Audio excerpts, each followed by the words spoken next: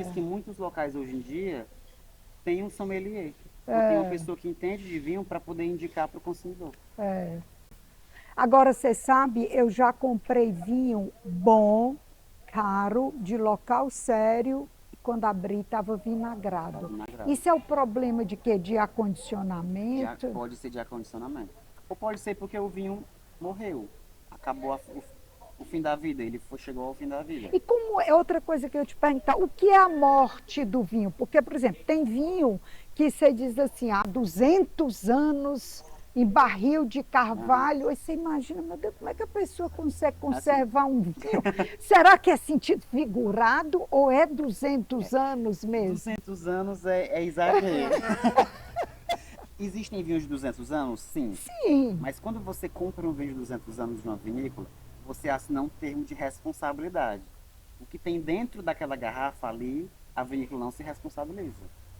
Ah, Porque não tem é? como você garantir que o vinho de 200 anos está perfeito para o consumo. Já passou quantas gerações, né? Todo vinho Tem um.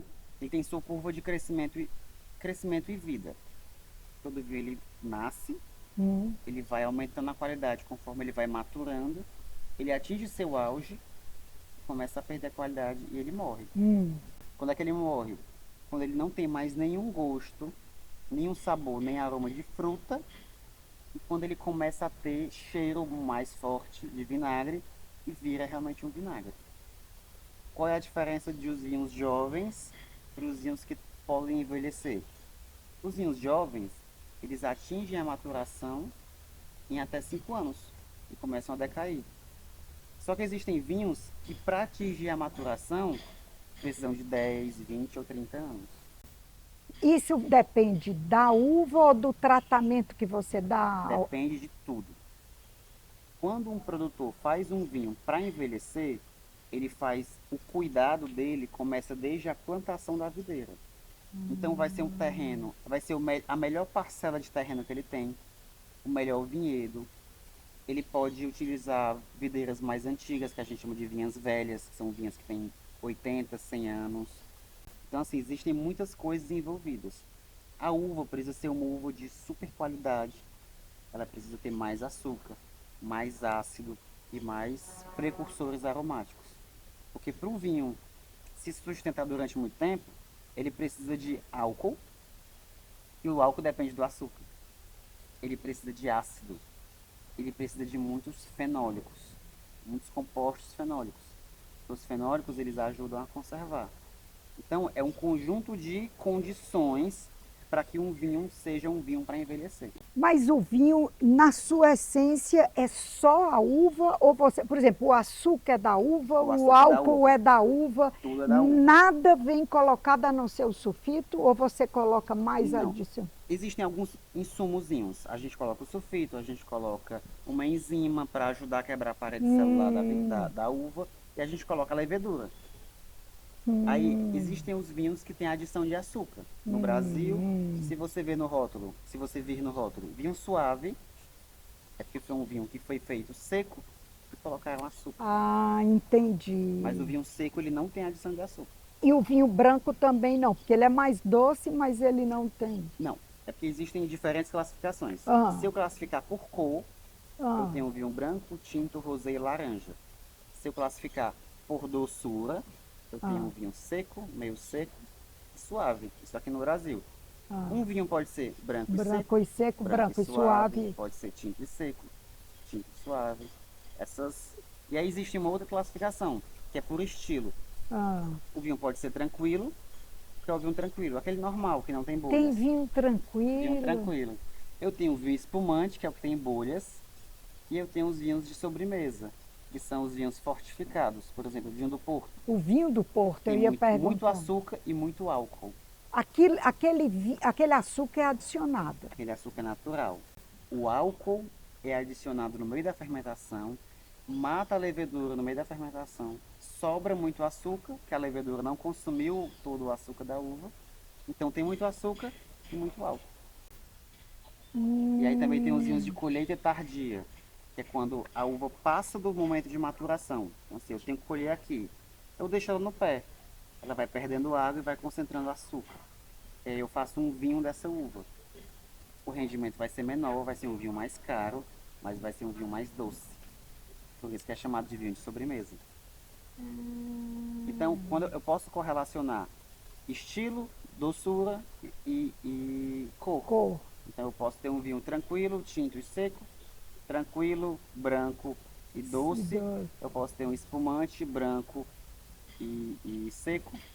Entendi. Enfim, existem milhares de combinações e De tipos combinações. de vinho. E o Beaujolais Nouveau, ele é o vinho novo que ali já faz a colheita, já, porque tem o festival do Beaujolais Nouveau, É né, na porque França. o Beaujolais é uma região que Isso. fica a sudoeste.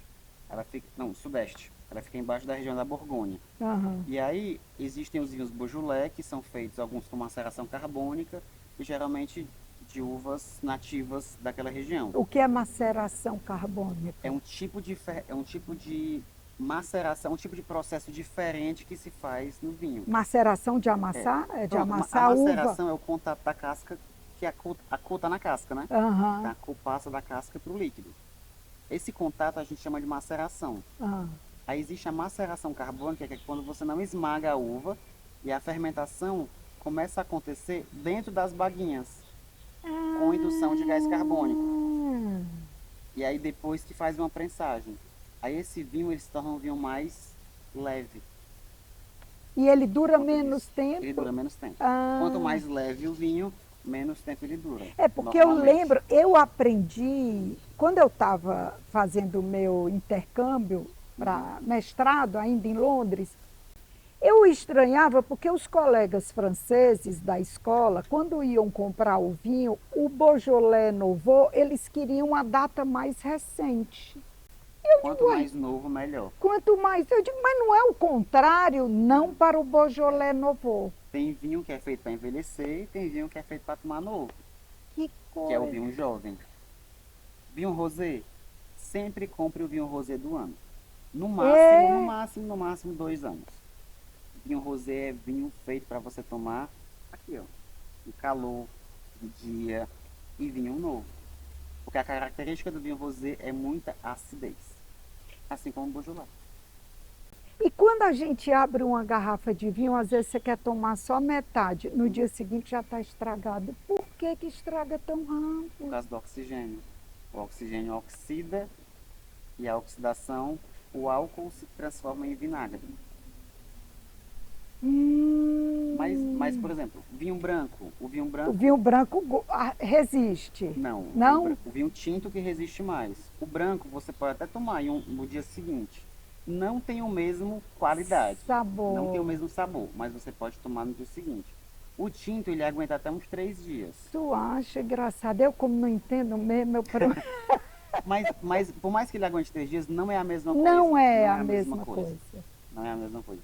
Um espumante tem que abrir e tomar no dia, porque o gás vai embora. Deixa eu te perguntar uma coisa. Eu quero muito aprender sobre vinho. E você me falou aqui nos bastidores que você dá cursos. Eu dou cursos particulares. Então, se eu quiser, por exemplo, eu e meu marido ter um curso sobre vinho, você pode dar? Posso, sim. Eu tenho cursos montados. Ah, Eu tenho um curso de introdução ao mundo dos vinhos, que é um curso de 10 horas. E você aprende as bases para você saber comprar um vinho. Aí esse vinho geralmente ele é feito com 9 rótulos, então eu sempre divido esse curso em ai, 2 tem ou 3 degustação. dias. Tem degustação. Nossa. Exatamente. A gente fecha o pacote, eu passo a lista de vinhos para o cliente aprovar. E aí a gente, enfim, combina como é que vai ser, se vai ser na casa do cliente, se vai ser em algum outro local. Então tudo é acertado. Aí esse curso já é montado. Mas eu também monto alguns cursos do jeito que você quer. Por exemplo, eu vou dar um curso só sobre vinhos argentinos.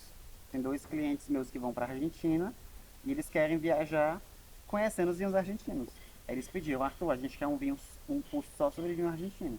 Aí eu montei um curso próprio para eles. Eu gosto dos Escolhi vinhos os vinhos. chilenos. Pronto, eu posso inclusive ministrar um curso só sobre vinhos chilenos. Aí eu vou escolher os melhores vinhos. Por exemplo, na Argentina, o principal vinho argentino é o É Malbec. o Malbec. Mas existem duas uvas muito boas na Argentina que muita gente não conhece. Que é a Bonarda, que é uma uva tinta, que é a segunda tinta mais plantada na Argentina. E tem a Torrontés, que é uma uva branca extremamente leve e aromática lá da Argentina. E aí eu coloco essas duas uvas no curso. Porque eu sei que a maioria dos clientes não conhece. Então se você vai para a Argentina, você tem que beber um Bonarda. Que cor. Meu Deus, eu tô com água na boca. É É tanta coisa que eu passaria tanta aqui o coisa. resto da vida falando. Ai, que coisa boa. Agora, por exemplo, o Merlot, Cabernet, isso é vinho, essa classificação é chilena ou ela é mundial Não, também? isso são nomes de uva. O tipo da É uva. o nome da uva, é a variedade da uva. Então a Cabernet Sauvignon, ela é plantada quase no mundo todo. Ah, Então a gente sabe que existem alguns Cabernets que são melhores que outros. O ah, Cabernet chileno é top de linha. O é isso. Cabernet norte-americano é maravilhoso. É bom também. Maravilhoso, maravilhoso. Tem até uma história muito bacana para falar dos vinhos americanos, mas deixa eu primeiro terminar essa história das Tá. uvas. O Cabernet da Austrália, muito bom. Então a gente sabe que tem locais específicos onde os vinhos são bons. O Merlot da Serra Gaúcha é excepcional. É mesmo. Excepcional, excepcional. Então a gente sabe que tem uvas em tal região que você pode comprar que é bom. Por que que dizem que a uva Chirá está desaparecendo do mundo? Tu já ouviu essa história? Não, assim, Não, tá desaparecendo tá muito, não, do Chile. Eu ouvi dizer que o Syrah estava desaparecendo. Chama Chirá ou Syrah? Depende do lugar. Ah, O é? nome original da uva é Syrah, mas na Austrália é chamado de Shiraz, que é Shiraz. Shiraz. Shiraz. Mas aqui Ah, no Brasil a gente chama de Syrah, que é Syrah. tá. Mas eu não conhecia não, não sabia não. É, também não sei se é verdade, é fake news. É fake news, é fake news. O que era a historinha que tu... A historinha. Você já ouviu falar no julgamento de Paris? Não. Não? Pronto. Até a década de 70, existia um preconceito muito grande com os vinhos do Novo Mundo. O que é o Novo Mundo? O que não é Europa. Europa. O que é que se dizia? Vinho bom é vinho europeu. E vinho bom é vinho francês. E os vinhos dos Estados Unidos não eram considerados vinhos bons pelos europeus. Não eram confiáveis. Não eram confiáveis. Eis que lá em Paris, um comerciante inglês resolveu fazer um evento. Ele pegou os melhores vinhos de Cabernet Sauvignon e Chardonnay, os melhores chateaus da Califórnia, e pegou os melhores Bordeaux e Borgonha, os melhores chateaus de Bordeaux e Borgonha. Já estou vendo onde essa história vai Ele parar. chamou todos os melhores Sommelier, sommeliers e críticos da críticas. França para provar as cegas. Vocês não vão saber qual vinho vocês estão provando. Resultado, O melhor foi o todos os californianos ganharam. Todos os californianos foram mais bem avaliados que os vinhos franceses. Alguns anos depois, se não me engano, 30 anos depois, refizeram o julgamento de Paris. Resultado, de novo. de novo, todos os vinhos californianos tiraram notas maiores. O que é que acontecia? Os franceses tomavam o vinho e tentavam adivinhar. Esse aqui é francês, então vou dar uma nota maior. Só que eles achavam que o francês era o de melhor qualidade. O mais completo, o mais equilibrado, o mais redondo. Só que o mais equilibrado, o mais completo, o mais redondo naquela ocasião Era o eram os californiano. E aí isso foi uma quebra de paradigma para o mundo dos vinhos. A partir do julgamento de Paris, inclusive existe livro e filme chamado Julgamento de Paris. O filme é muito bom. Ai, pois eu vou assistir. Depois disso, os vinhos do Novo Mundo se elevaram de patamar. Principalmente os norte-americanos. E os da África do Sul, os sul-africanos? São excelentes também. São Vinhos excelentes. muito bons. Na África, o principal país é a África do Sul. Na Oceania é a Austrália e Nova Zelândia. Na América do Sul é a Argentina, o Chile e o Brasil. E na América do Norte é os Estados Unidos. E na Europa, França, Itália, Espanha, Alemanha, Portugal e todos os outros têm plantação também, mas os principais são esses cinco. Por que que o vinho português me dá dor de cabeça? Talvez porque você não bebeu água suficiente. Mas qual o vinho português? Não sei, eu pego o vinho português, eu estava em Portugal, num Réveillon. Eu não tomei 2 taças, eu já estava sentindo que o vinho... Primeiro eu achei muito forte, muito doce. Talvez por isso. Pode ser isso. Eu achei muito doce, talvez eu Fiquei perdi. enjoento. Isso. Pode ser isso. Era vinho do Porto? Não, era Ah, vinho vinho. mesmo. Tranquilo, né? Eu estava lá em casa de português, em Portugal, mas a partir dali eu tentei mais vezes tomar vinho português, mas olha a pergunta que eu estou fazendo. Eu estou fazendo uma consulta médica. É, a gente precisa saber que vinho era, pra gente, exatamente, tem que fazer o exame na consulta médica para poder ter o diagnóstico. Você tem que fazer um exame no Tem vinho, que fazer o né? exame no vinho. Arthur, que conversa deliciosa, literalmente. Sim. Só para a gente concluir, como é a teoria na prática? Do seu curso de gastronomia, eu estou vendo que, como você disse, tem que estudar muito Aham, tem. e provar. Assim, como é a teoria na prática A do. teoria do curso de gastronomia, né? É, Como é que a gente estuda para o curso de gastronomia, é isso? porque assim, quando se pergunta para um administrador, né, que eu Uhum. sou de administração, como é a teoria na prática? Primeira coisa que a gente diz, eita, que a prática surpreende muito, porque nós estamos lidando com pessoas, Uhum. porque nós estamos lidando com eventos que interferem. Então, assim, às vezes você lê algo sobre um processo de produção, mas na prática tem a pessoa, tem a máquina, tem a matéria-prima. É, Então você tem que ter muita atitude para juntar a teoria com a prática. muito jogo de cintura. Muito jogo de cintura. No curso de gastronomia, você está lá estudando e, e depois você vai para o mercado de trabalho. Como é a teoria na A prática? teoria, também existe esse choque. Por quê? O que a gente estuda, por exemplo, um restaurante tem que ter uma ficha técnica para ser seguido, para controlar os custos, para ter uma operação mais bem resolvida. Você chega na prática, muito restaurante não tem ficha técnica. A gente estuda as normas da Anvisa, que tem que ser seguidas, as normas de higiene. A parede tem que ter um material, o teto tem que ser branco, a luz tem que ser assim, o fluxo tem que ser ordenado. A gente chega muito restaurante não segue as normas da Anvisa. Então assim, é um mercado infelizmente ainda pouco profissionalizado, mas que isso vem mudando por conta da abertura dos cursos de gastronomia e por conta das escolas de educação profissionalizante dentro do universo da alimentação. Então é um mercado que ainda tem muita coisa para explorar. Tem muita. Você pode atuar como consultor, dando consultoria nessa parte de higiene, dando consultoria em gestão, dando consultoria de cardápio. Existe a engenharia de cardápio, que é uma matriz BCG aplicada, que é como é que eu vou trocar um cardápio. Eu tenho que saber se esse prato dá prejuízo ou não. Então eu aplico a matriz BCG para saber que prato eu tiro do cardápio e o que é que eu preciso substituir. Então, só na área de consultoria existem diversas. Quer dizer que o curso de gastronomia não é para ser chefe apenas, ou só para quem Não, gosta de cozinhar? existe a técnica A prática prática, desenvolvida, mas ele é muito mais amplo. Por exemplo, eu sou perfeito, gastrônomo, eu sou docente, minhas pesquisas são todas na área de vinho. Eu sou sommelier, perfeito, eu trabalho com vinho. Até quando perfeito. eu cheguei lá no INTA, quando eu fui começar a ser docente, os alunos, professor, você não dá aula prática, não? Eu falei, não. Mas você não é gastrônomo? Eu falei, sou. Mas a minha especialidade dentro da gastronomia é gestão de restaurantes e vinho. Então, as minhas disciplinas e análise sensorial. Então, as disciplinas que eu ministro são todas nessa linha.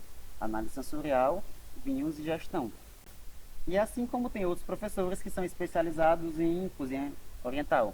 Temos Hum, especializados em cozinha francesa.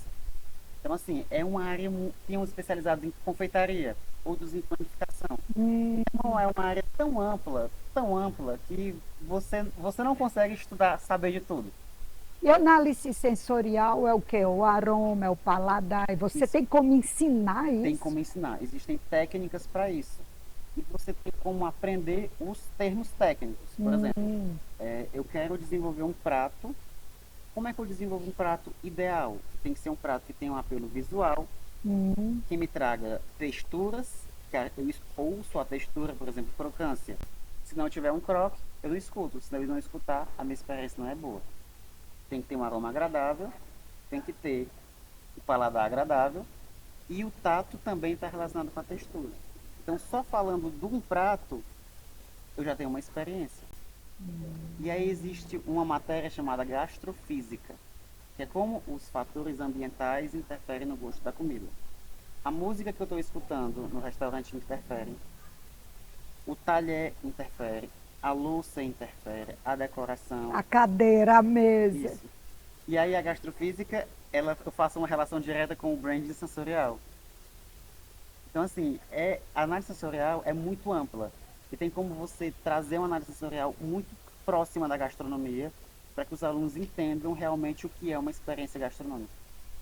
Que coisa rica! Sim, bastante. Que Muito coisa interessante. rica! Arthur, e olhando para aquela câmera ali, que conselho você daria para quem está ainda na faculdade? O conselho que eu daria para quem está na faculdade de Coragem, gastronomia, força, de além da todos. coragem, além da coragem, da força, aproveite a faculdade Isso, e tenha o máximo de experiências diferentes que você puder. Aparecer um congresso? Vá. boa. Aparecer um curso? Faça. Aparecer um evento? Vá. Vai ter uma aula extra de um profissional? Vá. Porque você vai poder escolher a sua área de atuação se você puder provar as diferentes experiências que a sua área de atuação vai poder lhe fornecer. Então você precisa tentar na faculdade para você chegar no mercado pronto. Porque tentar no mercado É mais é difícil. mais difícil, às vezes não dá certo. A Excelente gente precisa tentar na conselho. faculdade. Por falar em congresso, você teve agora recentemente apresentando um trabalho na Sim, Europa. Me conte isso pronto. aí, A minha rapaz. dissertação de mestrado, ela deu 3 artigos. Um Ah, já está publicado. ah, E a partir desse artigo, dessa publicação, eu recebi 2 convites para palestrar. Um foi no quarto Congresso Internacional de Química Avançada, em Barcelona. E na mesma semana, coincidentemente, caiu a segunda Cúpula Internacional de Ciência e Tecnologia de Alimentos. Fui convidado para os dois. foi Um Fui convidado. convidado. Um era 23 a 25 de março, que era o de Roma, e o outro era 26 e 27 não, 27 e 28 em Barcelona. Que perfeito. Então eu falei assim, eu cheguei lá pro pessoal lá do Unitão onde eu trabalho, eu falei, ó, eu vou final de semana antes e eu volto final de semana depois, Depois. que eu também tenho que aproveitar, né? Então assim, foi uma experiência indescritível, assim, é inenarrável, porque as 2 palestras foram em inglês, né?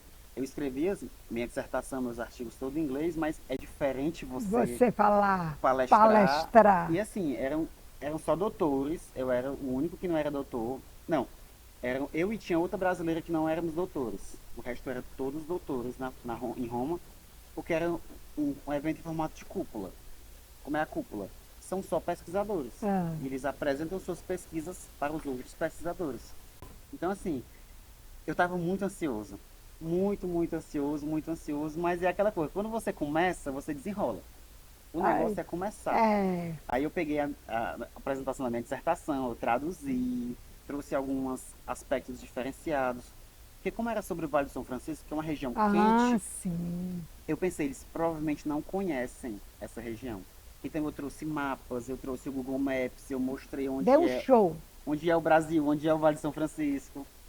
E quando você está dando aula, dando uma palestra, você sente É, o feedback do público no olhar. é. E dava para ver que eles pensavam, como é que esse menino fez vinho num lugar quente?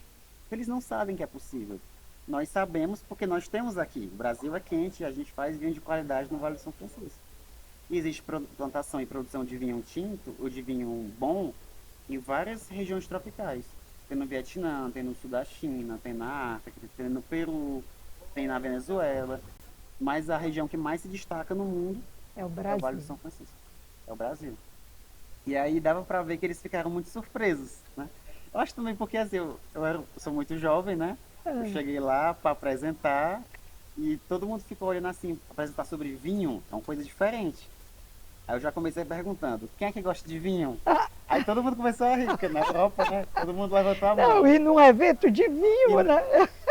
então não era um evento de vinho, Ai, era de não. ciência e tecnologia de alimentos. Então tinha gente falando sobre Ah, carne, sobre vegetais, sobre microbiota ah, nativa, sobre diversos produtos. E eu era o único que falou sobre vinho. E o vinho o vinho tem um charme, tem o tem um charme, charme. tem. E foi por isso que eles ficaram impressionados. Aí eu até cheguei a mandar também alguns e-mails para as vinícolas do Vale do São Francisco para divulgar, né? É importante quando a gente faz essa divulgação científica dizer, ó, nós estamos levando os vinhos da região para fora do Brasil, para a comunidade científica. E a comunidade científica você sabe que é muito relevante para o mercado. É A tudo. opinião É. da comunidade científica, ela Ratifica, né? ratifica. Exatamente, essa é a palavra. Ela ratifica. Ratifica. Arthur, que conversa boa. O Gutierrez nunca viu uma entrevista tão longa. Tá mandando eu parar.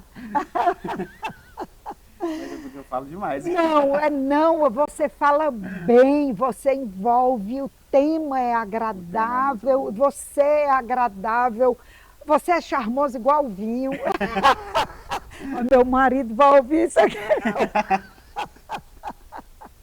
Eu estava dizendo para ele que na minha idade a gente não diz mais, eu queria ter um filho assim. A gente diz, eu quero ter um genro assim. Agora minha filha que não vai gostar. Gente, ai, tô com água na boca, vocês perceberam? Mas é isso. Se vocês gostaram, como eu amei, como eu adorei, muito obrigada pela presença. Foi muito uma bom. experiência maravilhosa. Adorei participar. Muito, muito obrigado. Obrigada, Arthur. Olha, e a gente se conheceu, eu nem contei, a gente se conheceu por um acaso. Um e-mail que ele mandou para a Coordenadoria de Comunicação como ex-aluno, contando para a universidade se a universidade não gostaria de publicar alguma coisa que ele fez no exterior. E, por Deus, esse e-mail caiu na minha mão, né? Porque entra por mim, pela coordenação, por mim, pelo Norton. E na hora que eu vi, eu digo, eu tenho um canal onde os ex-alunos são valorizados e você é perfeito para esse canal, essa experiência inspiradora que a gente passa aqui. Eu conversei com a minha orientadora, que é a professora Lucicléia, e ela falou, Arthur, para o programa PGCTA é muito importante a gente divulgar e a gente dizer, olha, nós produzimos pesquisas relevantes aqui e que levamos para fora do Brasil. E assim como o PPG-CTA, para o UFC é muito importante, muito. Né? A internacionalização da universidade. Muito. Então, a gente precisa divulgar esse tipo de coisa. A gente não pode fazer e ficar calado. Né? Tem que mostrar que a gente fez, porque para a universidade é importante. Muito lindo isso. E que sirva também de conselho, né? Sim. Fez, conta pra gente. Pra universidade. Porque a universidade é muito grande, ela não tem condição do departamento de comunicação saber de tudo que acontece. Então, precisa desse feedback, né? Precisa desse retorno. Dizer, nós fazemos e comunicação comunique que nós fazemos. Né? Muito lindo isso. Obrigada. Muito obrigada. Gente, é isso. Se vocês gostaram como eu amei, curte, compartilha, se inscreve no nosso canal, dá o joinha aí e aguarda que vem muita entrevista boa como essa por aí. Obrigada e até a próxima. Tchau, tchau.